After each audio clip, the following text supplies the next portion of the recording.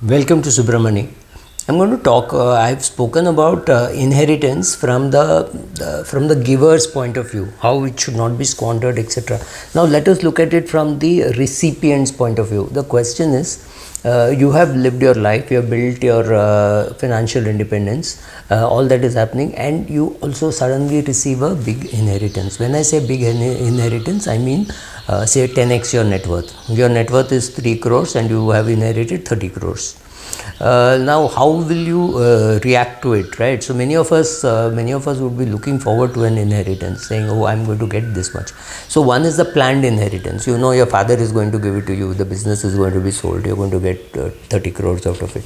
The second is completely unplanned inheritance, when somebody whom you know existed but is missing or is not connected to you now anymore.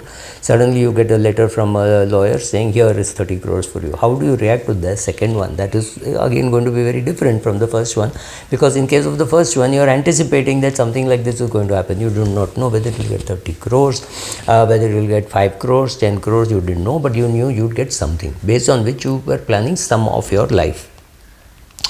There is always a positive side to inheritance, saying I've got so much money, so I will now retire, I'll do nothing, etc., etc. Now the question is, there is also a darker side, saying, oh my God, I've got so much, no, let me go to Las Vegas, or now why go to Las Vegas? You can go to Goa, and let me blow some money in gambling, right? So that can also happen. So sometimes it's a benefit, sometimes it's a curse, sometimes you don't know how much that money is. For example, people who get a big amount of money think, oh, it's so big that it can never be exhausted. In about 3 years time, it's exhausted, it's gone into drugs, women, etc., etc., and the whole thing is destroyed. It can be easily squandered without proper management. You can lose it too. You did nothing, you were so scared that you went and gave it to somebody who to manage it. He was a PMS guy and he completely destroyed it. That's also possible for a non-fiduciary relationship, right? So there is risky investment decisions can completely erode the inherited wealth, and also the family dynamic, saying, oh my God, my grandfather gave too much money to my cousin who does not deserve it, I deserve it more. Then the question of deserving it more is also, oh, my grandfather paid for my education, but so what, that was open for everybody, but well, you are intelligent, you got 2 crores for studying abroad. Your cousin was not so smart, who did his own business, was not so smart, and so he is now seething, saying, why did he get 2 crores for studying abroad? They could have given me 2 crores for my capital, right? Any of those things. So you feel that unequal distribution has happened. Should I go to a lawyer? Should I fight? And things like that. All these things are, you have to be sensitive to all these things. But having said all the negative things, first of all, it could be a good life-changing opportunity. You could send your if you get it at say 55, you could be using it for your children to go abroad and study and things like that, things which are expensive. In your own case, you can say, okay, let me keep this house, let me buy a second house, let me go and live there when I retire from 55 years of age. I'll retire at 55 instead of retiring at 65, which I thought I will. So an early retirement, lots of travel, good quality education for children, good quality life for you. You already have a good quality life, but you are just trying to enhance that. That can also happen. You can support passions like charity, etc., which you are doing, right? In addition, it may just enrich your lifestyle. You spend more time with friends and cousins, etc. But before considering the impact of inheritance on your life, consider building financial independence, financial knowledge.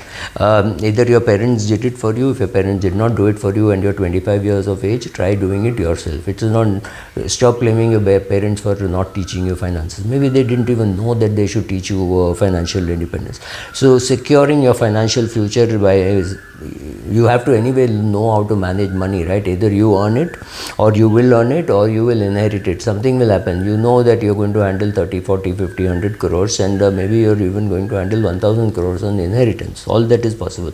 So I think sitting with the earlier generation and bridging the understanding as to what value system your grandfathers stood for or your great grandfathers stood for, all that is important, because that's the way the kids are going to learn, right? So you are maybe in your 50s, you sit with the kids and teach them. It's the kids' duties to learn, and when you're 55, you could have a 30-year-old son, you could have a 35-year-old nephew, you could have a 20-year-old nephew, you could have a elder brother's grandchild. So right, this whole set of people has to be addressed, right? And then you have to turn all these intentions to action of saying, go and read the will, see what the will says. For example, I know a person who gave away his nice bungalow in Delhi to his granddaughter, who had chosen to become a teacher. He has said in his will, it's a very valuable property, maybe worth tens of crores, if not hundreds of crores. He said she needs it because she will not earn enough from her profession, and therefore I am giving it to her. Not that she's my favorite grandchild or something like that. So if she had, let's say, done MBBS and taught in a college, or if she had done MBBS and practiced in poor society, he would have still given it to her, right? So she decided to become a professor, and he thought it's a noble profession, so I want to give it to her. Perfectly possible. You may not get it because you did your MBA, but then you can feel penalized, saying, I got myself educated more, I worked harder, and therefore I've been penalized, and this 10-20 crore house does not come to me, but it goes to my sister. Well, all these things will happen. So turning your intentions into action. Plan for a lot of things. Plan for liquidity, because your fund manager does not know how much liquidity you want. He may not even understand why somebody needs 1 crore liquidity, because he personally keeps 5 lakhs liquidity, right? So making your the people around you understand your requirements is step 1. So liquidity planning. Try gifting strategies, because see, if you are going to give away some money, give it away as a gift. At least you don't pay capital gains on that, right? Balancing generational wealth with immediate access for beneficiaries involves some creative solutions, which has to take care of fund management and financial planning and tax planning skills. So secondly, make sure that everybody around is financially financial literacy and responsibility is given. For example, telling somebody it's okay to withdraw a systematic withdrawal plan instead of living off your dividends. People may not be able to understand why a 12.5% tax is better than a 30% tax, right? So consider then now make sure that all the investments when they make are properly written down in the will, especially if there is real estate. Proper nominations are done, the names are all perfect, there are no spelling mistake, etc. So all that is important. Take the initiative and begin upstreaming to build financial literacy among all the people who are there.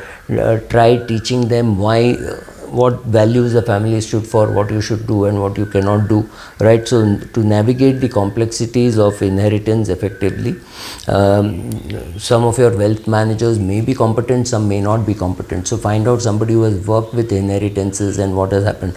Now that you've got an inheritance yourself, you may also need to make a will accordingly, saying I've got this new house inherited from my father in Delhi, Bangalore, whatever.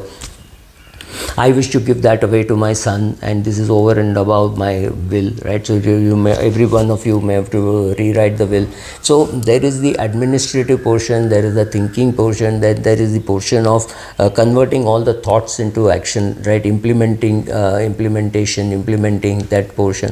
So all these things have to be handled, and it could be overwhelming. So make sure that the infrastructure that you have, right? You may have a very big name chartered accountant doing the audit of your company. Does not mean they will be able to translate, handhold you during this transition of inheritance management, right? So for that you may have to get a different financial advisor.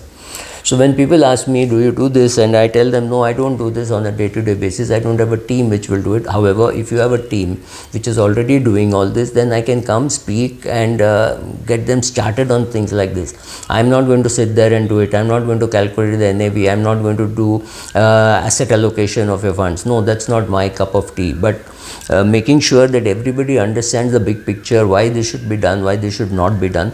That is something which I do. I don't do I do strategic input, strategic thinking, but not the day-to-day thinking, right? I don't sit down and fill up checks and or do online fund transfer. It's not something which I'm going to do for you. I find it boring doing it for myself. Thank you. Please subscribe. Please hit the bell icon. Number of subscribers is now not increasing at the same speed that it was increasing last month. Thank you.